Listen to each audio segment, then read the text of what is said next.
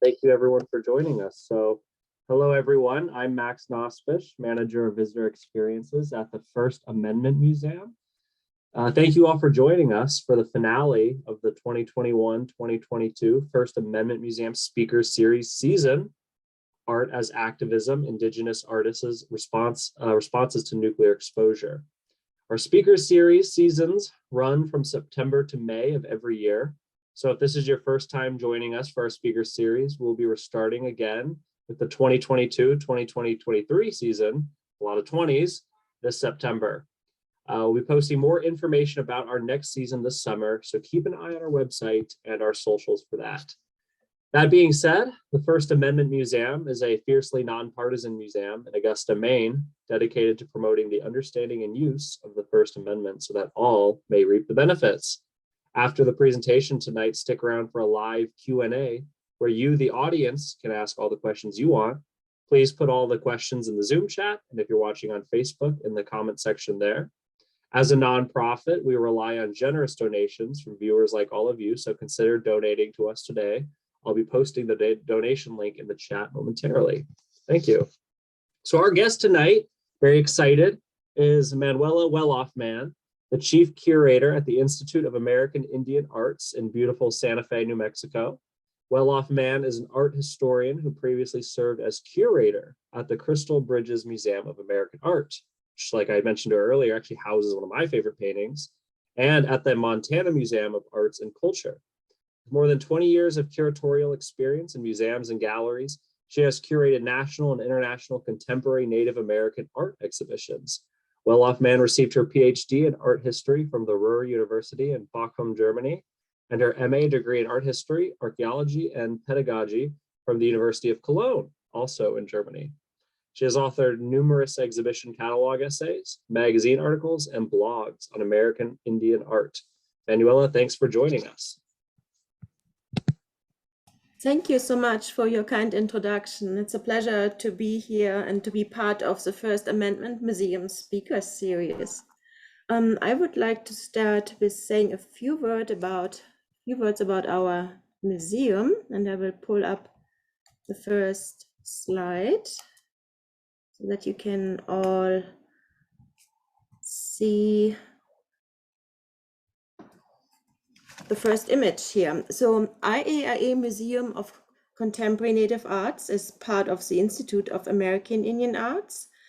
Our abbreviation is MOCNA. MOCNA is the country's only museum solely dedicated to exhibiting, collecting, and interpreting the most progressive work of contemporary Native artists. And today's talk is about our current exhibition, Exposure, Native Art and Political Ecology. And I think it's a good example for what MOCNA really stands for. So this exhibition documents international Indigenous artists' responses to the impacts of nuclear exposure, including atomic bomb tests, nuclear disasters, and uranium mining. Nuclear colonism is an international problem, really. Worldwide, the majority of uranium mining and atomic bomb tests have been conducted on tribal lands. Indigenous artists from Australia, Canada, Greenland, Japan, French Polynesia, and the United States, including American Samoa, Guam, and Hawaii, utilize tribal knowledge combined with indigenous and contemporary art forms as visual strategies to comment on nuclear exposure issues in their communities. And this exhibition was co-curated by Dr. Kohan Jeff Beiser, who oversees the Pacific Islands artworks, and then Hokkaido Museum of Modern Art Chief Curator Satomi Igarashi, and a Nuuk Art Museum Director Nivi Christensen, and a Gallery of New South Wales Assistant Curator of Aboriginal and Torres Strait Islander Art Erin Fink, and independent curator Tanya Willard from Canada. And this exposure exhibition was supported by generous grants from the Ford Foundation and Andy Warhol Foundation for Visual Arts. So this first artwork we see here, so this is a picture of our foyer. It's a work by Inuit artist Bolata Silihug. And Bolata's painting is a self-portrait.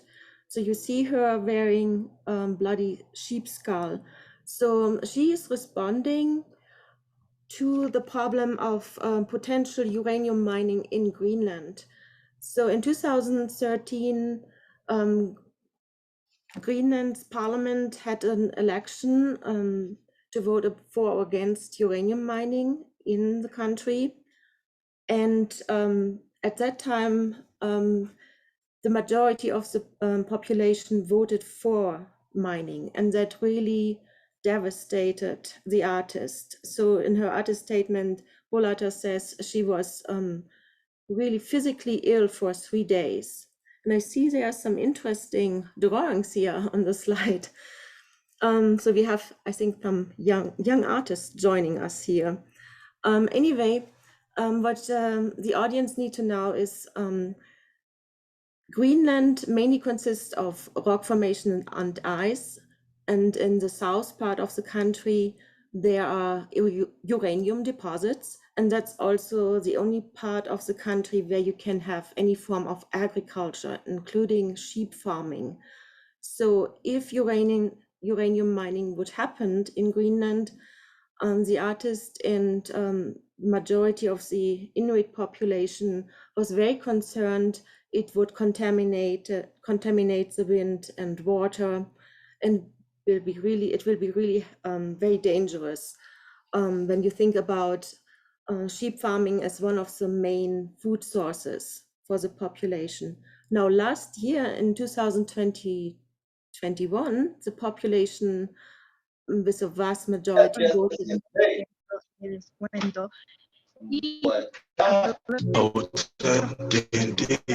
I think somebody hacked into our account here. Okay, so that seems to be taken care of. Anyway, luckily last year, the majority of the population voted against mining. So it was a real concern for the artist. She did an entire series of self-portraits, intense portraits with gestural brushstrokes and really dramatic colors expressing her concerns. So the next slide, that's a view inside of our gallery. So this is a work by Yoni Scars. She's a well-known contemporary Aboriginal Australian artist, best known for her large glass installation pieces. And she comments on the effects of British atomic bomb tests on Aboriginal lands in Australia from the 1950s to the mid-1960s. Yoni Scars' family lived about 15 hours west of Woomera in Maralinga. And that's where the British conducted nuclear testing in the 1950s. Dust and clouds traveled from the site across the state, making many people sick. And the infant death rate was high during and after those tests. And recently she has created work that referenced these events, and she felt it was not really being talked about in her country. So what you see here are glass bush plums, and they reference how nuclear tests affected children during that time. The bush plums are deformed to represent children born with birth defects. And she decided to use this really fascinating steel blue color for the glass plums, since it's a color similar to strontium-90. Strontium-90 is a radioactive chemical byproduct produced by nuclear fission, including atomic bomb explosions.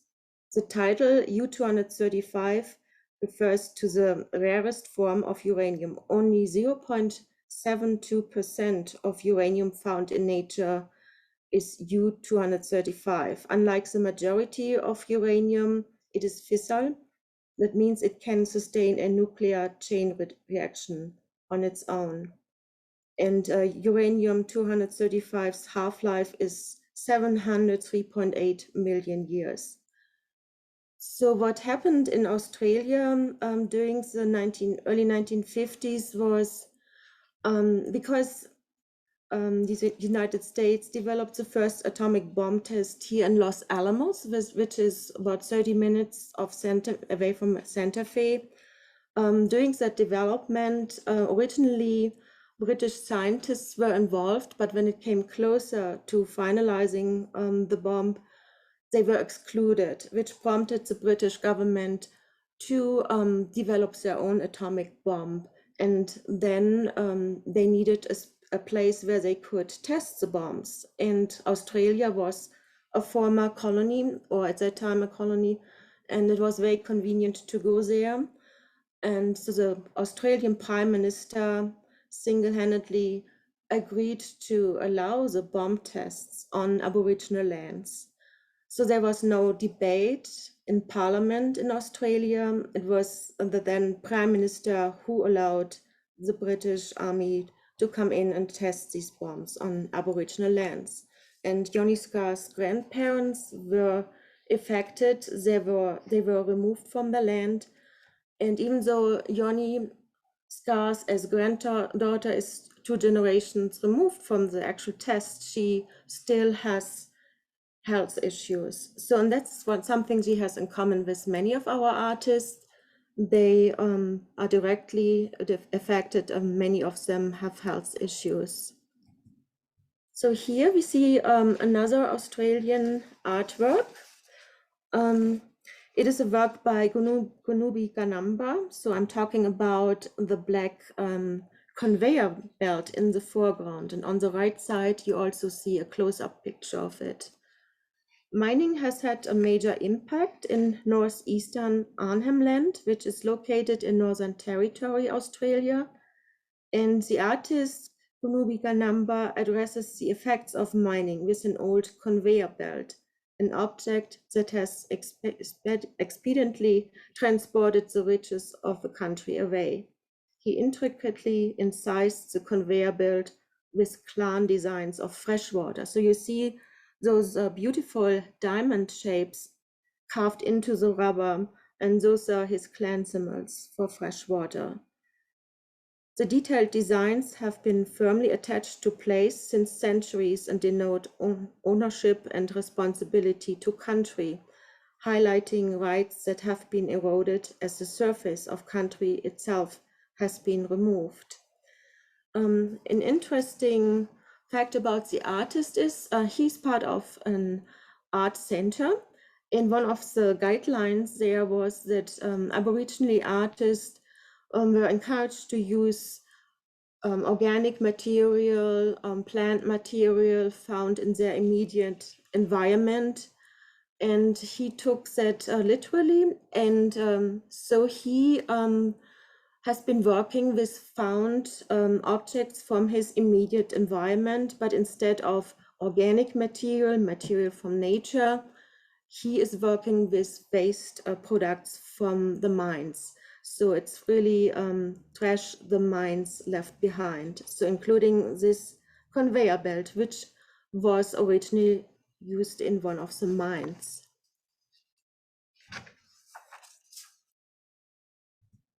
So this is one of our major installation pieces in this exposure exhibition. And it was also created in an art center. So the title is Collateral Tutor, meaning many spares. It consists of over 550 hand-carved spares.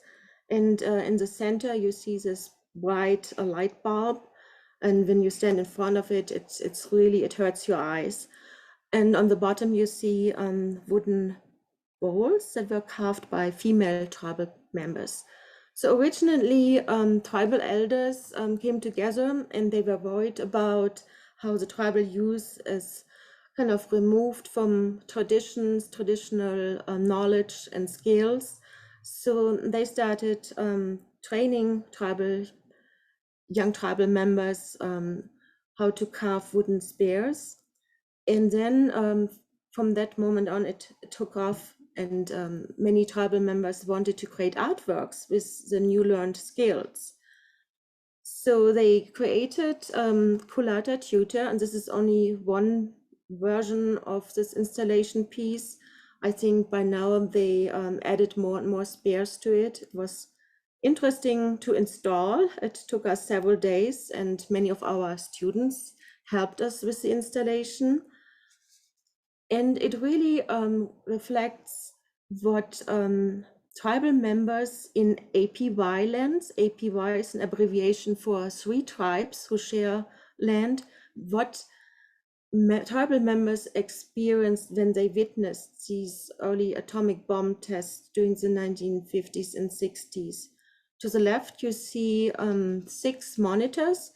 So there are also films, videos accompanying this installation.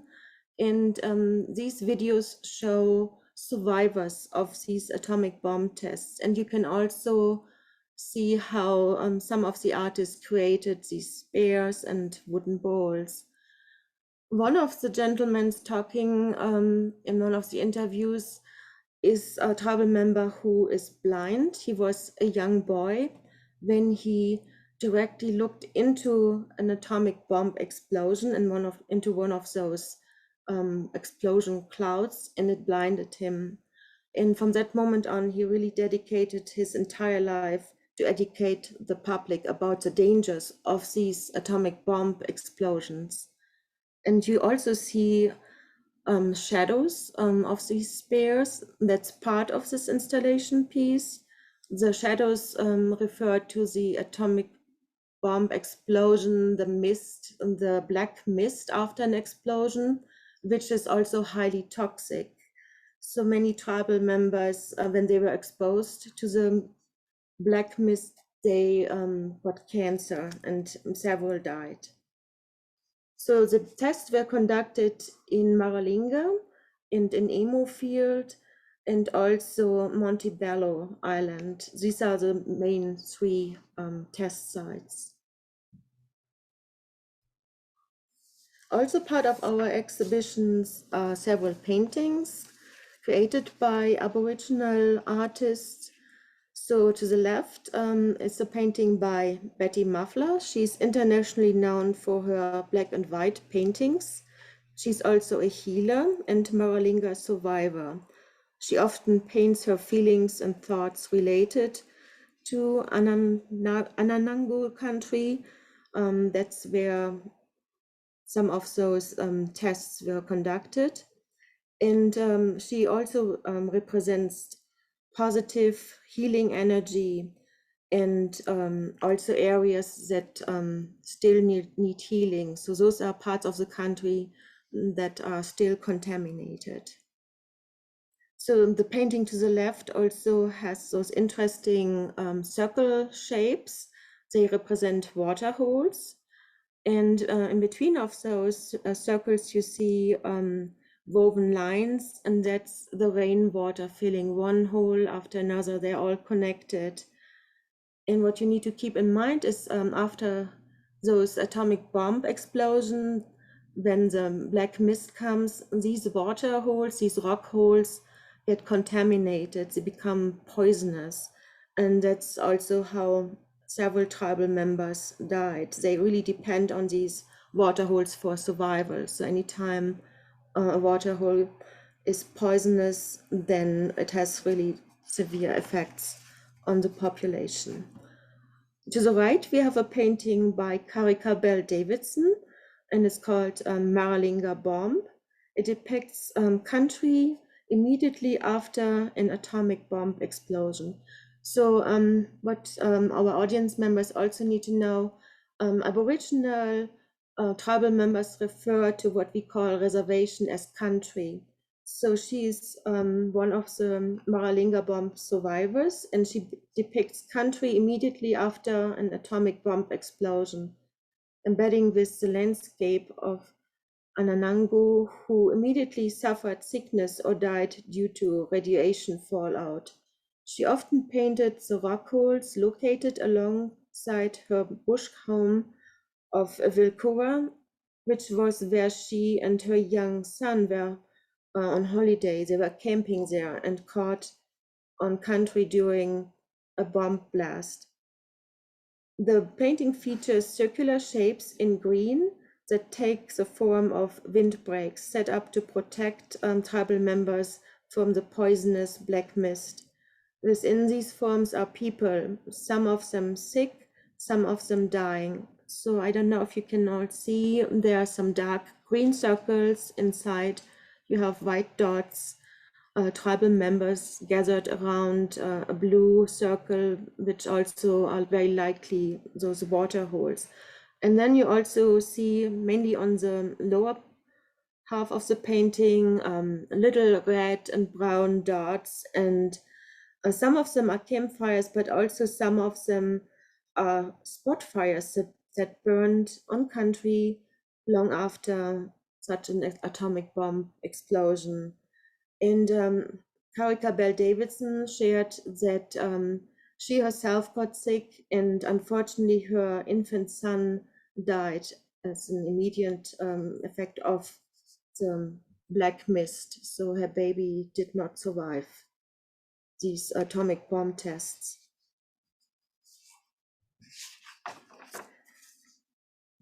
So this painting was created by Hilda Modu and her partner. And most of us, I think, associate Aboriginal paintings with these characteristic dot paintings. This style of painting is mainly done by artists from a certain desert region. So it's not a style you will find all over Australia. But Hilda Modu and her partner Kunmanara Kiama, they were the first ones who actually documented an atomic bomb explosion using this characteristic style of dot painting. And they're also activists, so they are really instrumental in returning lands to tribal members who were forcefully removed, so that the government or the British Army could conduct those atomic bomb tests. So she and others, they are fighting for getting the land back, but the problem is most of the test sites are still very contaminated. You won't find any form of life there.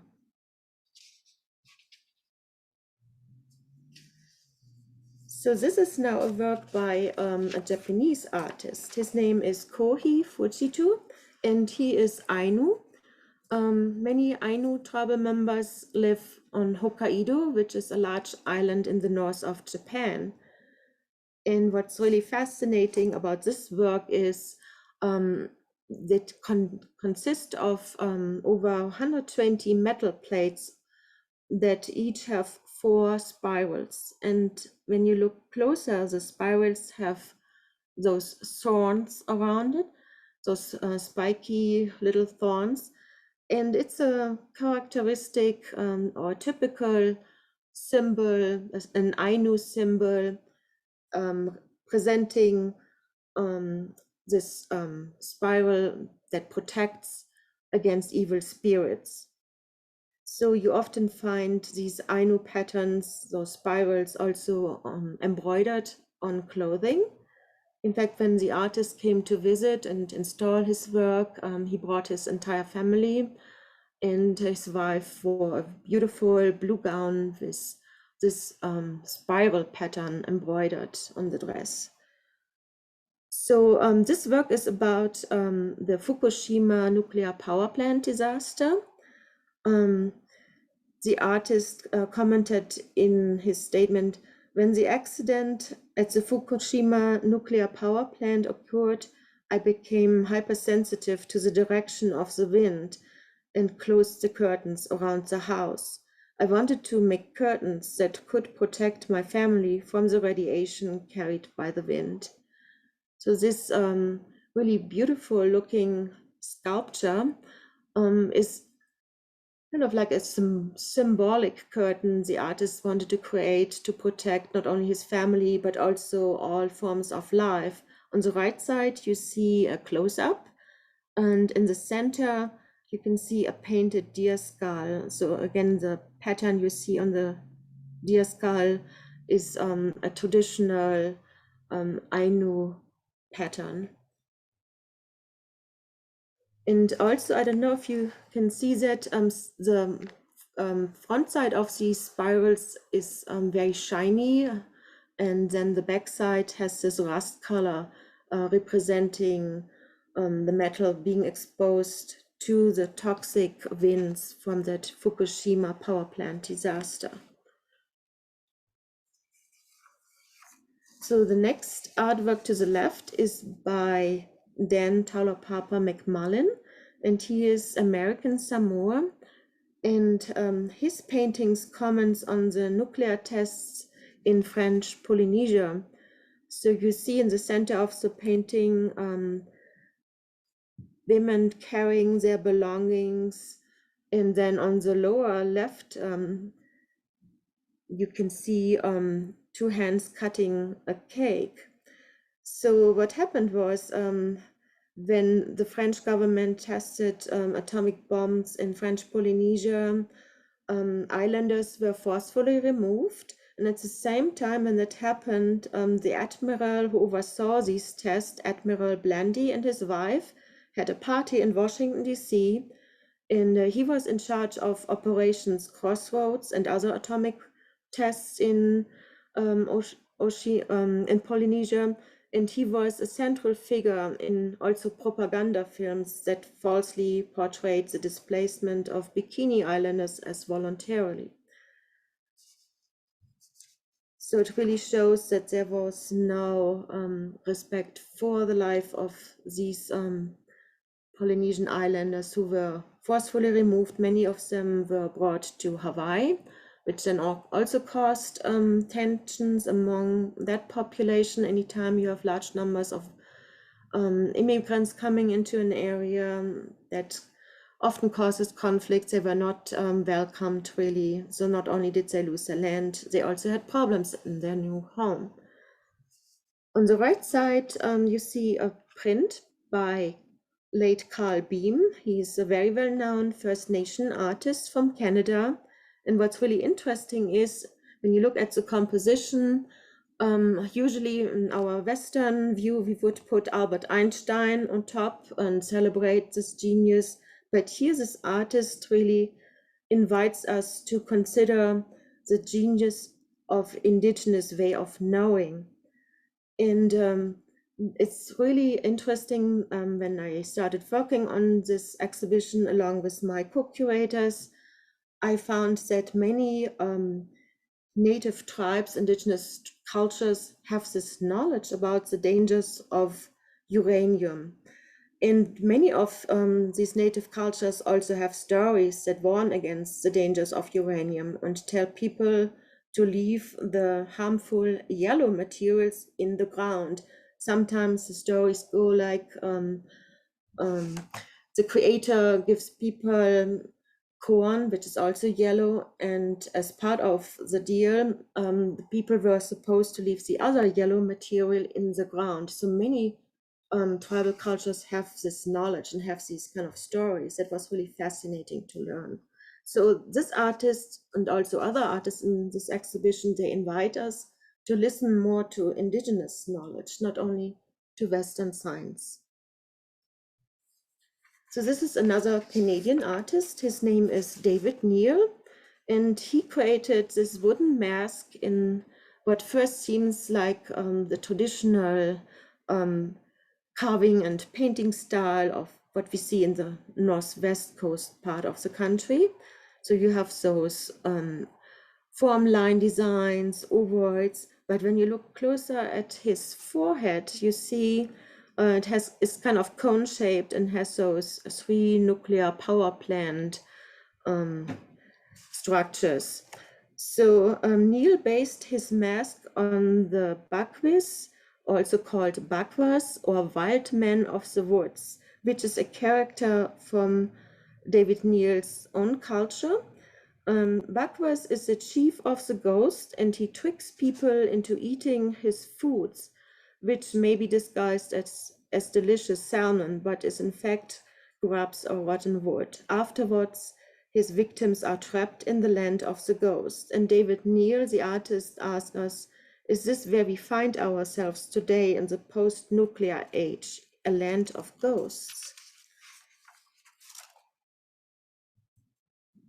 So the next slide shows a large installation by Canadian First Nation artist Bonnie DeVine. She's Anishinaabe, and she grew up along the Serpent River watershed. So her installation was originally outside, and maybe audience member can imagine the wind moving the fabric that's attached to those 92 wooden stacks. So the wind moves the fabric and makes it visible. Usually we don't see really wind unless it moves something.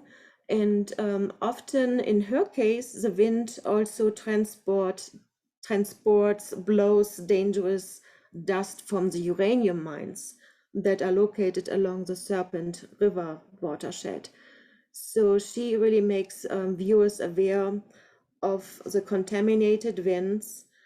And part of her installation piece is actually a little tiny piece of uranium. So the slide to the right has a big chunk of rock, and then to the right there's a metal box, and between the rock and the box is a tiny piece of rock which is actually uranium. Now this piece of uranium has a very low amount of radiation, otherwise we wouldn't be allowed to present it in our gallery.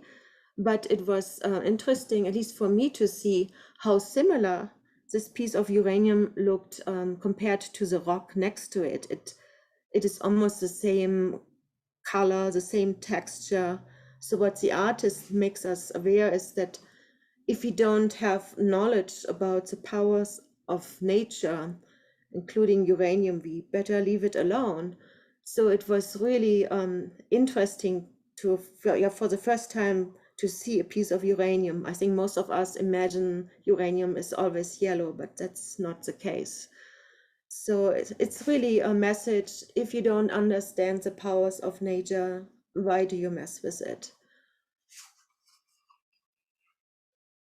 So the piece next to Bonnie DeVine's installation is a triptych by Santa Fe artist Will Wilson. Will Wilson is a member of the Diné, or the Navajo tribe, and he recently created a large body of work based on drone photography, and it's part of his Connecting the Dots series. So this drone-based photographic survey documents the contaminated sites of abandoned uranium mines and mills and serves as a platform for voices of resilience. Wilson used the format of a triptych to examine the subject of contamination from uranium mines and disposal sites from multiple perspectives. So here in this case, he shows us the disposal site called Mexican Head, which is in Utah, and it contains 3.1 million cubic yards of radioactive tailings and waste from demolished buildings that were constructed with contaminated material, including a school.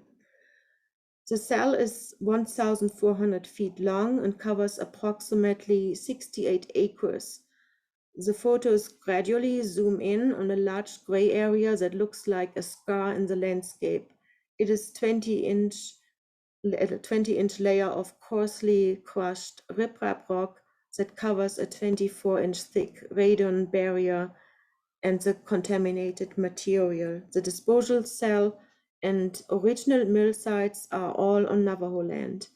Wilson's intention for this Connecting the Dots photo survey is to advocate for environmental remediation for over 500 abandoned uranium mines on Navajo land. So that was again a huge surprise to learn how many abandoned mines there are here in New Mexico.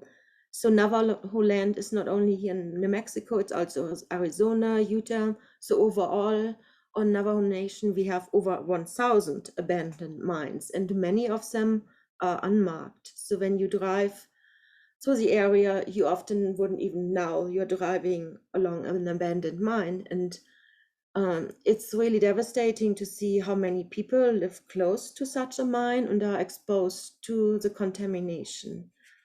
So as I mentioned, many of our artists are directly affected, and Will Wilson's own father has died of cancer, and he shares this fate with many other relatives of our artists.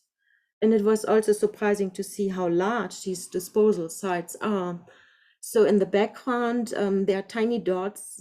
Those are little houses, and here in this slide, you don't even see a car. So, and it was also really shocking to learn that among the demolished building materials was actually a school. So children learned in a contaminated environment. So the piece on the left side is a sculpture also by Navajo artist Clay Benelli. And because we are still in the pandemic, we didn't allow our visitors to wear this headset on top of the sculpture. But we provide labels with a QR code, and visitors can scan the QR code to experience the immersive cinematic 360 video that allows them to experience the lands contaminated by abandoned uranium mines. So Clay Benelli has made a film, and usually you would wear his headset and view the 360 view, and you can see abandoned uranium mines, but now you can see it on your own cell phone when you come to our gallery. And you can also listen to personal stories of indigenous people impacted by nuclear colonization and witness how deadly really this nuclear exposure is. On the right side, it's a beautiful small basket by artist Pat Courtney Gold, and she's Vasco Warm Springs from Oregon. And she uses traditional weaving techniques as a response to radioactive poisoning. Her sturgeon basket is woven in the shape of what we call a sally bag, a typical basket weaving style along the Columbia River Plateau. So, and it's characterized by a cylindrical shape and used to carry and store foods, medicines, and personal items. Consistent with her Vasco Sally bag conventions, the design features a ground skyline and abstract pattern inspired by ancient petroglyphs from the area. The main motif consists of 5 sturgeons, fish honored by Pacific Northwest tribes for their strength, size, and longevity. They can grow larger than 10 feet, weigh more than 1,000 pounds, and live approximately 100 years. The bottom sturgeon is laced with beautiful iridescent metallic threads. So it has this beautiful gold color. That's fish at the bottom. Which according to Gold represents radioactive isotopes from the Hanford site, a nuclear facility whose waste has contaminated the Columbia River system during the past 7 decades. As a result, sturgeon, a traditional food source for the area tribes, are suffering from deformations and toxins. So another fascinating fact I learned while co-curating this exhibition was how connective things are. So I told our audience earlier that the first atomic bomb was developed here in Los Alamos, which is very close to Santa Fe, but the uranium that was used for the bomb actually came from Canada. So, and we just saw the installation piece by Bonnie DeVine. So uranium from Saskatchewan in Canada came to New Mexico to develop the first bomb, and it was refined at Hanford site in along the Columbia River where Pat Courtney Gould lives. So I found that really fascinating. And because the government excluded British scientists who originally had worked on developing the first bomb, then Great Britain developed their own bomb, which was then tested in Australia. So it's really interesting, I find, how things are connected. So back to New Mexico and our area. So to the left, we see a textile installation piece that was created by 3 different artists. And to the left, we see a beautiful wall weaving that was created by Jane Benelli, who is a known Navajo weaver. And then to the right, it's a more contemporary looking outfit, which is also based on traditional garments that was created by Anne Collier and textile designer Kim Han. So Jane Benelli, in a very abstract way and also very poetic way, shows in her weaving the importance of different parts of Navajo land, the agriculture, sheep, the earth, turquoise, importance of water. And here in her weaving, you see the uranium on top. Usually it belongs in the ground, as I mentioned earlier. But because of mining, now the land and the air is contaminated. So inspired by her weaving pattern, then Kim Han, who is a Korean-American textile designer, created a pattern then for her more contemporary looking garment. So in general, this installation piece talks about how uranium miners, many Navajo men worked in the mines.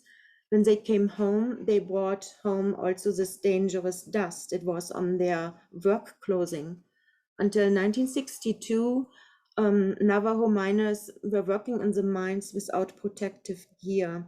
And even long after that, they brought home the dust from the mines, and the women washed the clothes, the children played around it. So the entire family was exposed to uranium dust and made them sick. Something similar happened to DeHaven Salomon Shavin's family. So she is Laguna and Zuni Pueblo. She grew up on the Laguna Pueblo land, and it was very close to the Anaconda Jackpile uranium mine. So the Anaconda Jackpile uranium mine was the world's largest open pit mine. And her family members worked in that mine. The family home was about 450 yards away from the mine. So you can imagine on a windy day that the dust was blown directly into the house, and it made family members sick. In fact, the artist has health problems. Her own son died, and she often represents her son as this beautiful small hummingbirds in her paintings. And what I found amazing, even though her work addresses a serious problem and is very personal, there's often a sign of hope and a hint of humor in her paintings. For example, the title Surefine Yellow Cake is inspired by the Surefine cake mix brand available in many grocery stores. And Chaffin explains, the brand is often seen throughout Pueblo country, and here yellow cake also refers to the highly toxic purified uranium.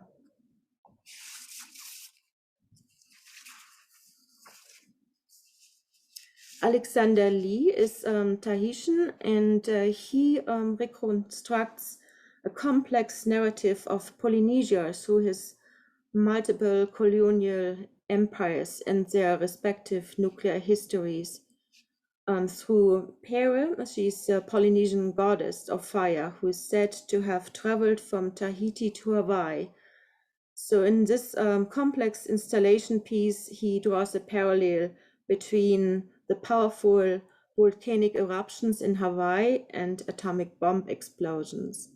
So to the left and right, you see these these burned museum display cases, and the artist invites viewers to think about if the destruction was caused by volcanic eruptions, the burning of sacred indigenous artifacts by the churches, or by atomic bomb tests. So he really addresses the complex colonization and nuclear colonization of French Polynesia. France conducted 46 aerial nuclear tests from 1966 until 1974 on the atoll of Moruroa, and 193 total detonations between 96 and 1996. So to the right side, you see a picture of our Helen Harden Media Gallery, where we show Alexander Lee's 3 short films and also other films by our exhibition artists. And on the walls, you see monoprints of the atomic bomb cloud. So in the number of atomic bomb clouds, you see, originally it was 46. We have a smaller gallery, but the number refers to the area, to the nuclear tests conducted by the French government in French Polynesia. So yeah, we have a media gallery where we show films. So these are 3 more films. On the upper left, you see a film still by Cassie Johnstone, and her film explores the nuclear testing legacy of the Marshall Islands through the legends and stories of Runit Island. So on Runit Island, you have this hideous concrete dome, and underneath, similar to the disposal sites Will Wilson showed us, you find contaminated, destroyed buildings. The problem is this dome was constructed made of concrete, which we all know cracks sooner or later. So now radiation is seeping into the ground and also contaminating the groundwater. To the right, you see a video film still that shows Inuit artist Jessie Kleeman. She's performing a piece on the inland ice of Greenland. And behind her, you see this beautiful but really large flowing river of melted ice. So the inland ice is melting faster than anticipated, and making it easier to mine uranium because it's now more easily accessible. So that's a huge problem. And as I mentioned, originally Greenland voted for uranium extraction in 2013, but last year they voted against it. And at the bottom, it's a film still showing a Japanese reggae artist, MC Rankin, and the music was played by Dub Ainu band. So it's an indigenous band in Japan, and the film is more on the humorous side. It delivers a cautionary message about radioactive material through irony and humor, and their music video, which is titled "You Can't See It and You Can't Smell It Either." So that was our last gallery and also our last slide for tonight. And I'm available for any questions you may have. Thank you.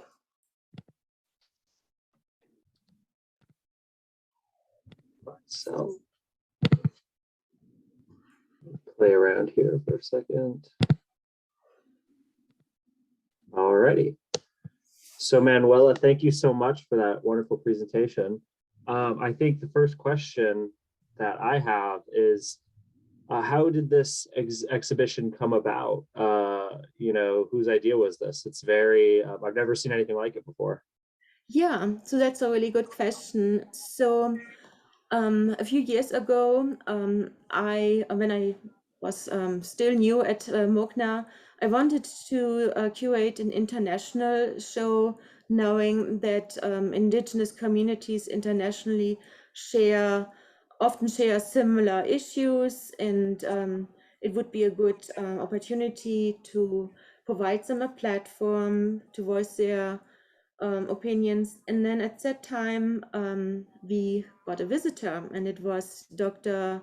Kohan Beiser, and he came to me and told me about the problems with radiation on the Marshall Islands, and he's a physician actually. Koan Jeff Beiser is a physician and has, of course, a very unique approach to this issue. So knowing that there were abandoned uranium mines in New Mexico, and also, of course, I knew about Los Alamos laboratories, I, of course, agreed that's something we have in common, our indigenous population in New Mexico and the Marshallese. And I was immediately interested in working with him. So he actually pitched the idea to do an international exhibition and really talking about the effects of nuclear exposure, the different ways of exposure, not only atomic bomb tests or uranium mining, now with Fukushima, also the nuclear disasters. So it was Dr. Kohan Jeff Beiser, and then myself, and then we reached out to other curators, and thanks to the Andy Warhol grant, we were able to travel. So I traveled with our museum director, Patsy Phillips, and also board members. So we visited with museum professionals, and we visited artists in their studios in Greenland, Australia, and then things were, developed from there. So really with help of our international indigenous co-curators, we were able to connect with artists, and then together we selected works, and also a really important publication. Exposure is accompanied by an exhibition catalog where we also have witnesses, testimony of former Navajo and Pueblo miners. There are also voices of medical professionals working in these communities, and artist statements. Yeah, one thing that I particularly love about this exhibition, we've been doing a whole series with our speaker series this season about art as activism. And one thing that I really love about this exhibition in particular is it's using art to bring attention to an issue that I anecdotally here would argue that the vast majority of Americans don't know about. They don't think about, not even Americans, people around the world don't know about, don't think about, have never considered before. And so when people come in to the IAIA and they look around and they see this, what's the spectrum of reactions here? Yeah, again, that's a good question. So what our audience members need to know is our museum, the IAIA Museum of Contemporary Native Art, we are located downtown Santa Fe, across from the cathedral, close to the plaza, and that is the main tourism area. So many of our guests, they read the word Native American on the sign outside. They miss the word contemporary. So when they come in, they expect to see more customary art forms. Most of them stay. Most of them are curious and want to learn more. And we are really known for the most progressive forms of contemporary Indian art.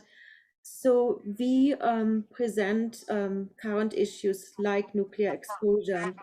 Now we do it in a way that doesn't hit people on the head. We have very talented docents who give really excellent tours, and also our labels. So for example, for exposure, we have illustrated labels that most of them have a map and to show our guest where is the artist from, where is the mines are located, and also where was it atomic test sites. So we really make an effort to educate our guests, and the reactions are mixed. Some of them, some of our guests, I heard from our colleagues from the museum store, actually they are crying when they come out of exposure. Some, depending on the show, also apologize to the staff, to our museum store staff, and say, I had no idea, I'm so sorry. And so that's very touching, I find. And only very few are angry and leave the museum because they were hoping for basketry or ceramic art and not really art that addresses current issues. So again, we have very talented docents and museum staff, educators, and we don't really want to provoke the guests. We want to make them understand what are the current issues, what are historic injustice, and starts a dialogue. And I think the artworks in exposure make it also very easy. I was just so amazed to see how beautiful these works are. When you think about Johnny Scar's blue bush, the glass bush plums, or Kohi Fujitu's, the spirals and the beautifully painted deer skull. So they really invite viewers to come closer, to experience some elements from the more customary or traditional art forms of these artists, but then slowly learning more about the issues that are being addressed. So that's something I really appreciate but of our contemporary artists. They really experiment with contemporary materials and often traditional styles and also materials or art forms, but then the content addresses an important issue. So it makes it really easier for guests, for visitors to come closer, to have a look and learn more, and also appreciate these talents we have. Yeah, and also just the physical location you're in, right? I mean, it's in the heart of New Mexico. I mean, this is the Trinity Site. This is, like you said, Los Alamos. This is the heart of, America's early nuclear testing. Do you ever get people that have, besides the artists and their families or their friends, do you ever have people who just sort of randomly are didn't know about this beforehand, and they sort of show up and they have personal connections or memories or that firsthand experience with a lot of the stuff that the art really connects? Has that ever happened? Yeah, we see that quite often, and we can also see that in the guest books we have open. So sometimes when I give a tour of exposure, I have American Japanese guests, and they tell me of a grandfather or an aunt who was a victim of Hiroshima, Nagasaki. So there are many personal connections I learn about doing my tours. Yes. And one question that I've been asking all of our artists who have been participating in the series is, what's the value of art as a form of speech? I mean, why do we make art to convey ideas? Well, what does art convey that, me talking to you can't, for example? Yeah, I think, as I mentioned, because artists have this talent to create something beautiful, um, it also, and also when you look at the tradition of different art forms in many native cultures, so they always served a certain purpose. I think only maybe in few instances it was just there, for the appreciation of its beauty. Often, when you think of winter counts, those were chronicles of important tribal historic events, and so many historic art forms were used to convey stories, oral histories from one generation to another. So working with indigenous artists, I think it's a natural medium to talk about difficult issues, or just also to preserve important art forms, like in the case of Collateral Tutor. This installation piece really started as a project to teach tribal youth the art of carving spears, or the female tribal members how to carve a wooden bowl, and then it took off from there. So I think it's yeah, almost, you know, second nature for many of our artists to use art as a medium to talk about things, not only about political things. Sometimes it's also just a medium to preserve oral history stories, you know. So I don't know if you can hear that. Can you hear that siren? Vaguely. Okay, yeah, that's the siren. It goes off in my town at 8 p.m. every night. What's next after this current exhibition? Is there anything brewing or Oh any yeah. future plans? Can you give us a sneak peek? Yes, of If it's a course. secret, that's fine. You don't have to say it. So this year is a very special year for us. It's IAIA, the Institute of American Indian Arts 60th birthday, and my museum's MUCNA's 50th anniversary. So it's an important year, and we are already busy working on our next exhibition. And the next exhibition will be a contemporary Indigenous fashion exhibition. So it's titled The Art of Indigenous Fashion, and it's guest curated by Amber Dawn Barope, who is assistant professor of art history on campus, and she is the fashion expert. So for the past 10 years, Amber Dawn Barope has been curating and organizing the fashion show during Santa Fe Indian Market. So during the third weekend of August, every year we have a huge art festival. It's called the Santa Fe Indian Market. And part of it, I think probably the most popular element of this art fair is the fashion show Amber Dunn puts together. So she's working with me on curating this exhibition and will feature the best known leading Indigenous fashion designers. And as you probably can expect, several of these works also address issues, especially the missing and murdered Native American women. So that's one of the things that will be addressed, but also environmental things. So it's not only stunning fashion, it's also very meaningful art you will experience in our museum. So can I finish with a final and sort of difficult question? Yeah, of course.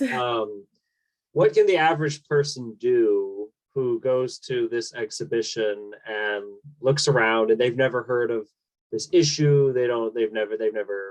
It's never crossed their mind.